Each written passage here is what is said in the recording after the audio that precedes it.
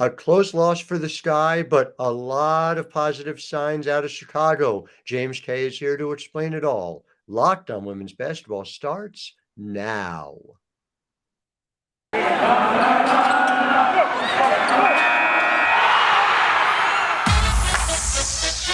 are Locked On Women's Basketball, your daily podcast on women's basketball. Part of the Locked On Podcast Network, your team every day.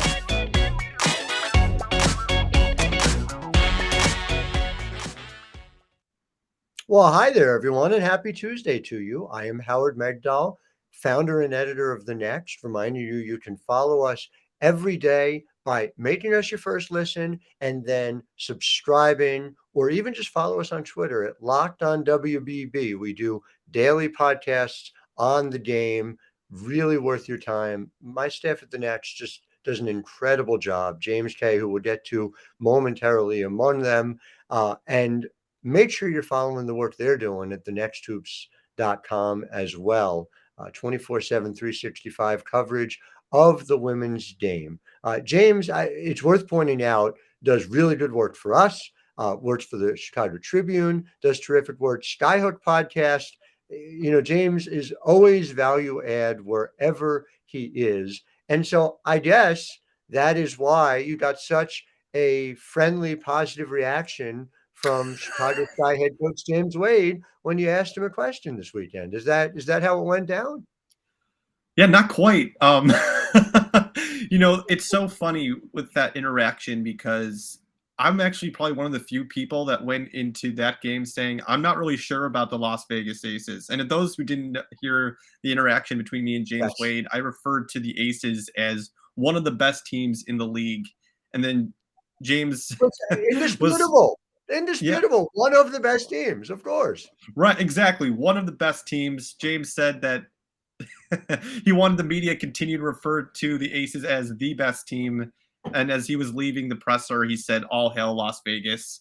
You got to find the fire wherever it blazes within you. But at the same time, I was a little miffed by that, I mean, I still have questions about the Aces' depth. And I said that on my podcast the day before. So yeah, that was a funny moment, and I think that James just likes to motivate his team, which I think you kind of have to respect as as if you're an admirer of the Sky. He plays the game. Listen, James Wade, hats off to him. He plays the game. Sometimes he utilizes us in order to play the game. But at the same time, as I understand it, Chelsea Gray on the broadcast talked about that people were overlooking the Aces. So is everybody just overlooked? It kind of drives me crazy. It's, we got to give this person their flowers. And it's just like, there's a lot of flowers that are being given out already. So I'm not sure the Aces are being overlooked. I don't know that the Sky are being overlooked as defending champions. I think all these teams are among the best teams in the WNBA. And so I thought your piece, which people can read over at thenexthoops.com right now, really got into it. That despite the losses, and even just, you don't have to go much beyond the top line. You did. And it's really worth your time to read, everyone listening here. But, net rating, for instance, the Sky are fourth in the league at 4.9.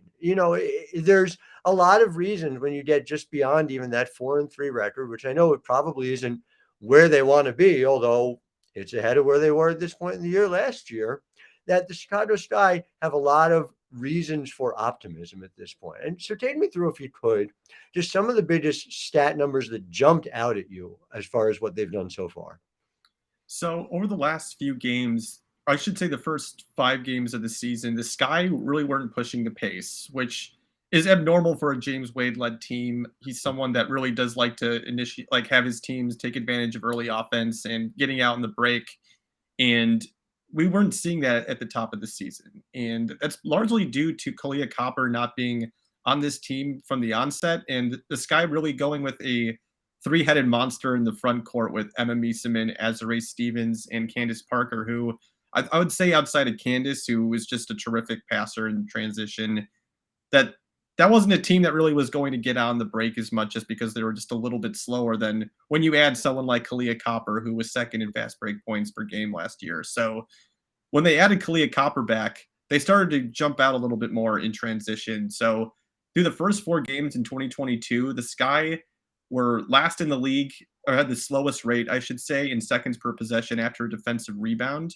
And now in the last 3 games with Copper, that number has gone up to 10.4 seconds per possession after a defensive rebound.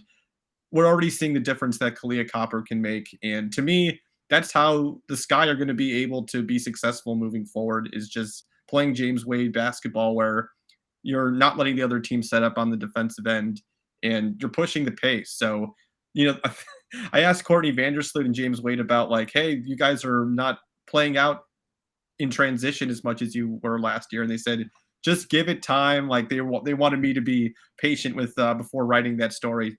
But so, yeah, I think it's just kind of interesting to see how different this Sky team has looked at the beginning to where they are at now. And again, it's even borne out by just, pace itself, right? This was a team that was third in the WNBA in pace last year, seventh overall so far this year. But if you go by last 3 games, they're second. They're one of the only teams at 100 plus, the only other one being the Las Vegas Aces, one of the best teams in the WNBA. And so, that seems to be normalizing in some fundamental ways. There's another stat that you highlighted, which is not yet normalizing, but pretty clearly is going to, and that is their 3-point shooting. Yes, that is. I mean, I couldn't believe that how like the Sky team that I was watching. I've never seen them shoot this poorly from beyond the arc, and especially Allie Quigley, who I mentioned this in my article as well, but she's only had, I believe, 3 games where she's shot under 11% from the field since 2017 when she was an All-Star. So it's incredible to just see like the Courtney Vandersloot was a little bit off. Allie Quigley was a little bit off. Azrae Stevens went 0 for 4 from 3-point range. And they still got the game, like the deficit down against the Aces, an 18-point deficit in the third quarter to a 4-point game with 36 seconds left. I mean, I think that actually is a positive more than anything else. It's like the other team, they're all their starters, like the Aces, their starters scored all 83 points that they had against the Sky, and the Sky were still able to hang in there. And I kind of think that's probably one of the reasons why James Wade had so much fire after the game, almost, because it's like, oh, this could be looked at as a positive, that when we're not shooting that well, that we can still win in other ways. So yeah. I mean, against one of the WNBA's best teams in the Las Vegas Aces, right? Yeah, I mean, it's kind of crazy just because I really think that Vegas is in a tough spot right now. Like, they didn't have Raquana Williams this past game, and they really relied on the starters. But that starting 5 with the Aces going into that game against Chicago, they had the best net rating with the 5-person lineup in the WNBA. And Kelsey Plum has looked incredible. She's someone that is, I don't know. I mean, we talk about Jackie Young and Asia Wilson as an MVP candidate.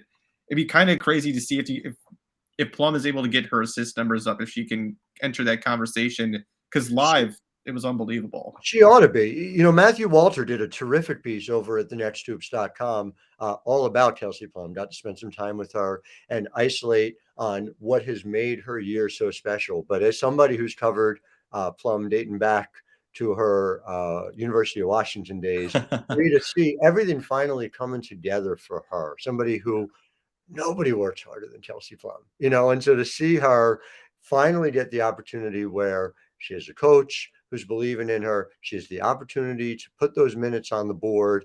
She's getting to play in an offense that highlights her strengths the way the Mike Neighbors offense did. It's just delightful to see. I do want to get into the weeds a little more on the 3-point shooting because it's interesting to me. But first, I want to tell you all about Prize Picks. And Prize Picks is such a cool daily fantasy made easy. It's a daily fantasy option for the NBA, but something that is close to my heart it is a daily fantasy option for the WNBA. Again, this is how we bridge the gap, not just through the daily podcast, not just through the coverage, but host of different ways. It's really easy to use. You pick 2 to 5 players and an over under on their projections, and you can win up to 10 times on any entry. It's just you versus the projected numbers. So you're not playing against anybody else or the house. Entries can be made in 60 seconds or less. It's safe and offering fast withdrawals. Use the award-winning app on either the App Store or Google Play. For a limited time, PrizePicks has an exclusive no-brainer of an offer for all of our users. Users get $50 for free. If a player in your first PrizePicks entry scores a single point, you must use, though, code NBA. Exclusive offer for Locked On fans. Sign up today and use code NBA for $50 for free.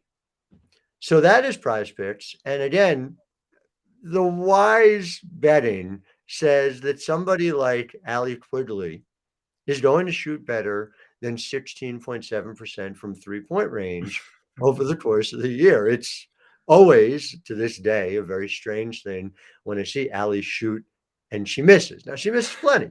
Even when you shoot 40, 45%, you're missing more than you're making. But I see Allie Quigley shoot, and I expect it to go in. However, Dana Evans is shooting 42.9% from three. And so my question for you is, we have a bunch of players on the Chicago team that you would expect to normalize to a better three-point shot, right? Copper at 25%, Vandersloot even at 33 is below her average, Emma Meesman at 25. But we've seen some things like Dana Evans and even Rebecca Gardner, at 37.5%. Do you think those are legit? And do you think it's purely upside when we think about regression to the mean as it relates to their shooting? I think there is no fluke in how Dana Evans has played up to this point. She's someone that, I think I said this on the last podcast potentially, but she told me before the season she wants to become the best guard in the league at a certain point. And she's carried herself that way. She's not fazed at all by anyone who's in front of her. And she kind of has, I don't know, she just has like the ultimate confidence you need to succeed at this level. And she's really made this huge jump. I saw it throughout all of training camp. I was there pretty much every day, and she just can shoot the lights out. So she's going to be super important for this team right now, where they're still waiting on Julie Allman. She is playing in the finals overseas, and I think she's probably going to be back next week. And, Dana Evans has done a great job backing up Courtney Vandersloot, who kind of looks a little bit hobbled, that she's still managing a right foot injury. And we even saw last game how when she went down, I think it was like in the first or second quarter, and this is just how tough Courtney Vandersloot is, but she went down and she immediately lifted her, the bottom of her leg up just because it clearly looked like her foot was injured, or was hurting her. And, she played through the rest of the game, but even against the Lynx, she played just 21 minutes. I mean, I can't even think of any games where Courtney Vandersloot has played only 21 minutes in a basketball game.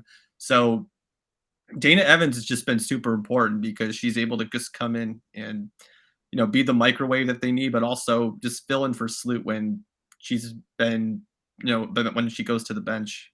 It's just a very different thing for a Chicago Sky team not to be that reliant on Courtney Vandersloot. And it's got to be a net positive without question. I mean, Dana Evans plays with such fire and has been a delight to watch, since her Louisville days, but clearly is finding a comfort level. And I just, there's this balance in this team. You talk about the depth of the aces potentially being challenged.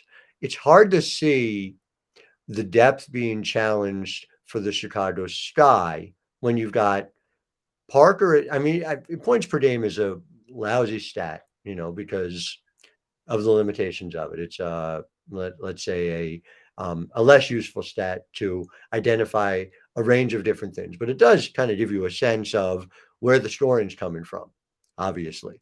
And so Parker is 13.9 points per game, but there are no fewer than 8 Chicago Sky players averaging 9 points per game or more. And so to have everyone bunched in that way, it seems like, especially when among that group are people who can flat out take over games, Candace Parker on down, the eighth leading scorer is Allie Quigley. Allie Quigley can go for 30 on the right night. And it just strikes me as an opportunity for them to have a lot of different heroes in what is a truncated schedule, as we've talked about. How are you supposed to game plan for this team? If they throw out that lineup of Emma Meeseman, Candace Parker, and Azrae Stevens, okay, now you have to match their size. Okay, Connecticut can do that. But then you have to play game plan for a lineup that has Vander Quiggs, Kalia Copper, Emma Meeseman, and Candace Parker. So now we're talking about Emma Meeseman, who I think is a Defensive Player of the Year candidate, and Candace Parker, who could be an MVP candidate. And just given, the narratives attached to it, and she's looked incredible this year. I can't state that enough, how live it just jumps out to you how important she is to this team. So I don't know how you're supposed to, yeah. I do just want to point out with Emma Meeseman, Jen Hatfield wrote a fantastic piece about Emma when she returned to DC last weekend. Go check that out at thenexthoops.com. Again, I know we say it a lot.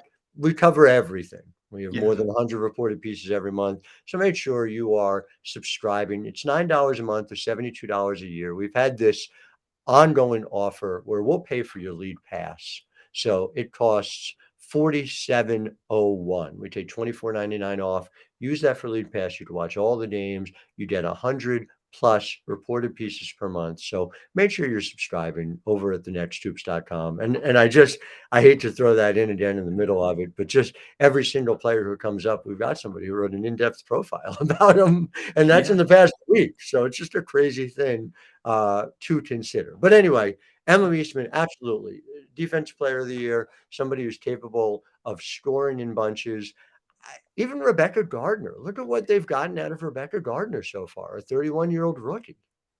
She's had 10 or more points in, I think, 4 of her 6 games with the Sky already. And when you're looking, and I was guilty of this, I looked at the wing free agent market last offseason, and I didn't think it was as deep as it had been in previous years. And when you look at how the Sky lost Crystal Bradford, who was going to play a significant role on that team, James Wade told me that in the offseason after, they had to waive her too, because she, I think, is still out. I think she's not going to be ready to go until like halfway through the season. I was really concerned for the Sky, and just looking at just critically thinking how are they going to figure out who's going to back up Kalia Copper? You can make it work in a lot of different ways, but I just don't think there was an obvious candidate for someone to come in and be the kind of player that you need when Kalia Copper takes a seat. And Rebecca Gardner has just been everything for the Sky. She's so quick, and James Wade clearly found a gem in her, because I think that if we were starting the offseason over, she would be getting a multi-year deal from someone as just someone that could be a difference maker in your second unit. The reality of this is, and I'm guilty of it too, and you have to change the way you think about it. These rookies, these veterans who are playing, who are developing overseas, in the same way that on the NBA side, they wouldn't be out of sight, out of mind. They'd have been in the G League. You'd see somebody putting up big G League numbers, and you'd say, hey, that person could earn a call up. That person could help us. That universe is significantly expanded, and it's a lot harder to keep track of. For teams as well, who have to stay on top of who is learning how to play in a way that's going to ultimately help a WNBA team. But obviously, and James Wade's very good at this because he is navigating that in his life every single year. But he understands who is developing which skills in which country and bringing it back to the United States. It helps that he lives in southern France in the offseason, so he can Rebecca Gardner, I believe, was an hour and 40 minutes away from where James Wade lived. So he could just go up there. He saw her 3 times and was just convinced that this was the person who was going to fill in that vacancy behind Kalia Copper. So everything that Rebecca Gardner has been, I believe that the Sky are completely satisfied with, because she's really been a difference maker. It's hard not to be, and you'd have to be thrilled about it if you're James Wade. I'm sure he is. Again, let's talk about what is ahead for the game Tuesday night against Mercury. But before we do, I need to talk to you about Rock Auto. With the ever-increasing number of makes and models, it's now impossible for your local chain auto parts store to stock all the parts you need. So you're sitting there, you're talking to the guy, you're saying, hey, this is what's going on with my car. This is what we need. They're just ordering the parts on their computer. Well, you have a computer, right? You can just go to rockauto.com and get the same exact service, and you can save the money. You can avoid the markup, right? So go to rockauto.com right now and see all the parts available for your car or truck, right? Locked on in their How Did You Hear About Us box, so they know we sent you. Amazing selection, reliably low prices, all the parts your car will ever need, rockauto.com.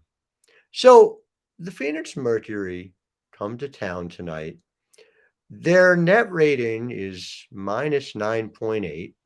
Their defensive rating is 108.4, which, to give your context for that, the worst team defensively last year was the Indiana Fever at 107.8. So they're playing below 2021 Fever level defense coming into this one. How confident do you think the Sky are going into this? And what are some things that you think get right as by virtue of playing against a struggling Phoenix Mercury team? I really think they're going to try to make a statement tonight. And when they go 5 for 31 from 3-point range, you just want to improve those numbers. I mean, shooting 16% is not ideal. And I do think they want to just have their finals foes from last year come in and just batter them. I mean, it would be a really good sign for them to just get things back on track, even though, again, I don't think the Aces game was that big of a deal this early on in the season. Over the last few years covering the W, I've learned to just like rein it in a little bit, know that it's a long season. And when I look at this Phoenix Mercury team, I mean, over the last 4 games, they're last in opponent field goal percentage and opponent 3-point percentage. So when I look at this team that's just really struggling right now, is like you said, they're one of the worst defenses in the WNBA right now. I just have a hard time seeing the Sky faltering in a matchup like this. And I think we're going to see, I think they're going to at least put up 100 points on the Mercury. So, I expect this to be 10 or 5 players scoring over 10 or more points. It's kind of just the way that James Wade likes to utilize his rotations and get everybody touches. So I think it's going to be a blowout. When you are in the post game with James Wade tonight, are you going to ask a Mercury question with the preface, given that this is one of the best teams in the WNBA? I'll probably preface it saying they're the best team in the WNBA. You should. As a team that's clearly better than the Sky or anybody else, I think would be the way I would sort of introduce that question.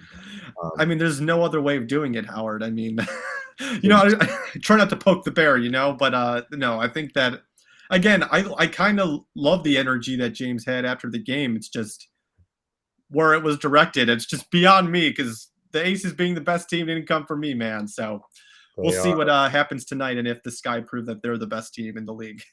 Oh, certainly one of. Well, it is delightful to split hairs with you, James. Make sure you're following James on Twitter. Make sure you're following all the great work he's doing here and everywhere else. Always delightful. And now that you've made us your first listen, I need you to know, listeners, there's a league where men play basketball too. It's called the NBA. And so from the first tip-off of the play-in tournament right through the NBA Finals, which are about to get started in earnest, you can listen to wonderful evaluations and breakdowns of everything that's going on with the WNBA's brother league. So make sure you make us your first listen. You make Locked On NBA your second listen. James K., thank you for your time. We will be talking soon. Absolutely. Thanks for having me, Howard.